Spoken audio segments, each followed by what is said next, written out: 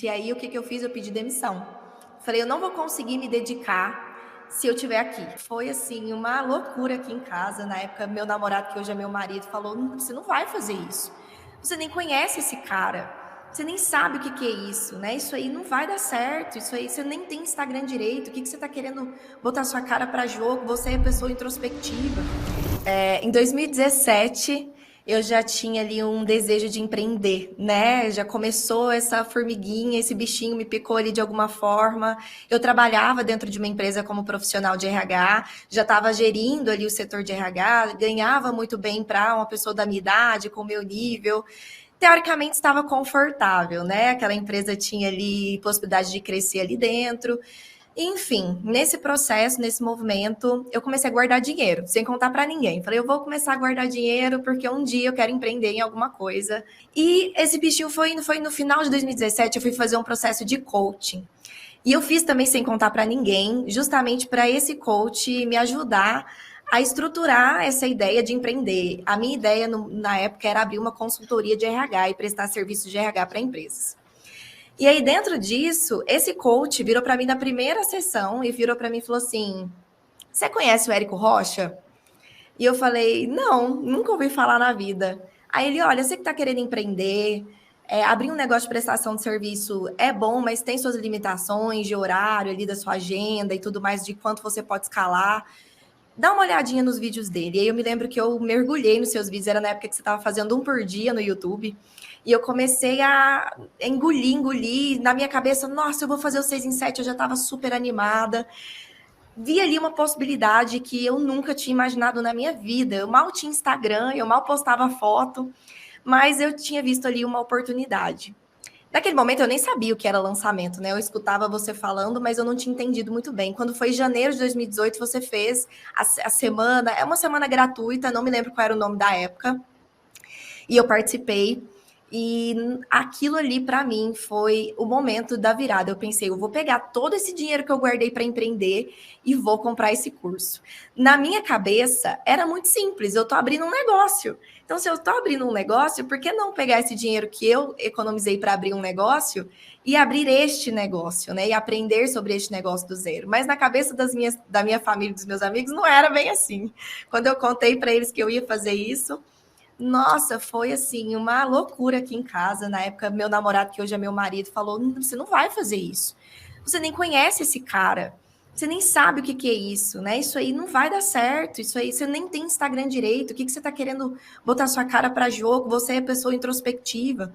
E eu, no fundo, com aquele receio de, será que eles estão certos, né? A gente fica sempre, nossa, eu acho que eles têm razão. Mas eu me lembro como se fosse ontem, que entre a última aula gratuita e o dia que você abriu as inscrições, que teve ali o vídeo, né, explicando mais sobre o EFL, quando eu já tinha desistido, mas quando eu assisti o vídeo da abertura de inscrições, parece que reviveu, assim, tudo de novo. Eu falei, eu vou acreditar que, mesmo que não dê certo comigo, eu lanço outra pessoa. Porque na época eu tinha muita dúvida que eu ia dar conta. Aquela insegurança de, será que alguém vai querer aprender comigo? Será que eu realmente tenho alguma coisa para contribuir? Será que as pessoas vão pagar para aprender alguma coisa comigo? Então eu tinha essas crenças também de, será que eu vou ser o suficiente? Eu era muito jovem, eu sempre tive cara de menina. E aí eu falei, mas eu vou comprar sem contar para ninguém. E eu vou, qualquer coisa eu lanço outra pessoa, porque pelo que eu entendi, é uma fórmula, uma receita que se não der certo comigo, dá certo com outra pessoa. E aí foi assim que eu fiz. Eu comprei em janeiro de 2018 o Fórmula. Só que eu trabalhava. E aí a vida, a rotina foi me engolindo, né? A gente ia assistindo o curso, ia animando, mas ia procrastinando para lançar. E eu tinha já desistido, assim, de pensar, será que eu vou conseguir lançar alguma coisa? Eu já tinha meio que deixado para lá. Eu tinha acabado de ser promovida. E aí eu falei, vou focar aqui. Só que quando foi em agosto de 2018, eu estava assistindo uns vídeos seus nos stories e era alguma coisa relacionada a isso, assim, a resiliência, a não desistir, alguma coisa relacionada a isso. E eu lembro que pegou para mim, assim, eu pensei, caramba, o que eu tô fazendo? Eu investi todo o meu dinheiro, que eu ia abrir um negócio nesse curso e vou deixar para lá?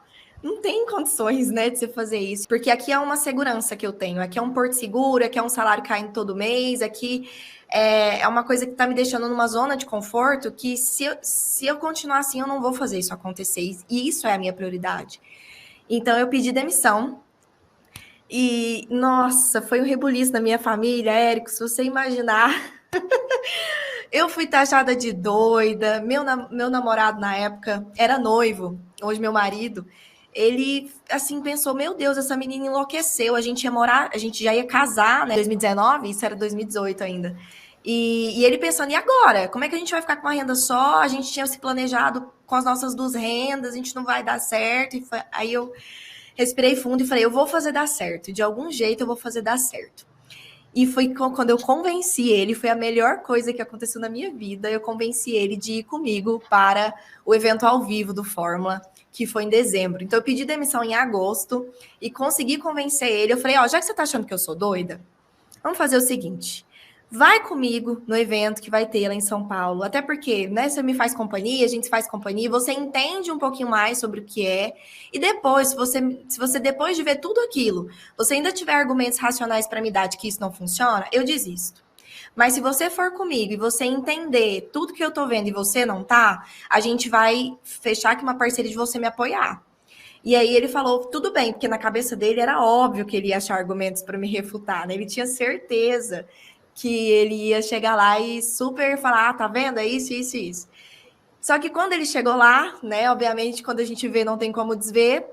Ele viu toda aquela prova, toda aquela gente ganhando troféu, todos aqueles conteúdos que fazem sentido. E aí, Érico, foi assim, eu juro pra você, eu tava na cadeira e eu ficava assim, ó, eu cruzava a perna pra cá, aí eu ia pra frente, eu cruzava a perna pra lá, e eu respirava fundo e eu pensando, a gente vai ter que deixar de casar, porque não ia dar pra gente morar junto, até pelo menos o lançamento dar um retorno, né? E aí, a gente adiou o nosso casamento. E aí, Érico, é aquela coisa que, como é a força do grupo, né? Às vezes a gente não vê coisas que outras pessoas estão vendo e que é óbvia, e pra gente não é. Pra mim não era óbvio ensinar sobre o RH. Estranho, né? Pra mim não era. Eu tentei pensar, eu entrei sem ter ideia do que eu ia lançar, eu não tinha produto, eu não tinha nenhuma ideia sobre o nicho, eu só simplesmente entrei, falei, lá dentro eu descubro. E aí, assistindo ali as aulas, enfim, eu falei, vou lançar para pessoas que querem se recolocar no mercado de trabalho, porque eu tenho conhecimento de RH, eu sei como é que funciona um processo seletivo, então eu vou ensinar as pessoas que estão buscando emprego. E eu comecei nesse nicho. Ali até metade do ano de 2019, que foi o primeiro semestre do Insider, eu lancei nesse nicho, mas os lançamentos muito ruins. Vendia 2, vendia 5. E assim, esses dois, eu tendo a dizer que ia ser um lançamento zero. Eu fui na raça ali do 1 a 1 no WhatsApp, ligava. E, obviamente o lançamento não estava funcionando, porque se tivesse não precisava fazer isso, né? E aí eu comecei a desbrilhar os olhos, assim. Eu ignorei uma coisa que você fala muito na hora de escolher o nicho, na hora de escolher o que lançar, que é ser um assunto que brilha seus olhos, né? Ser uma coisa que você gosta de falar, que realmente você tem um sentimento envolvido com aquilo, de ser uma coisa que te traz uma paixão. E não era para mim uma paixão falar sobre aquilo, sobre recolocação profissional. E aí eu percebi que isso impactava no meu conteúdo, impactava nos meus CPLs e em mim, né? Na minha força de vontade de fazer aquilo acontecer. Eu estava numa mesa almoçando com outras pessoas e falando, nossa, eu tô super desanimada do meu nicho, tô super desanimada de lançar, não tá indo, não tá engrenando, eu não tô gostando. E eu não faço ideia do que lançar. Olha só como pra gente não é óbvio, né? E aí alguém da mesa virou para mim: uai, Elisandra, por que você não lança RH, né, para profissionais de RH? E pum, o mundo se abriu para mim. Eu falei: como que eu não tinha pensado nisso antes?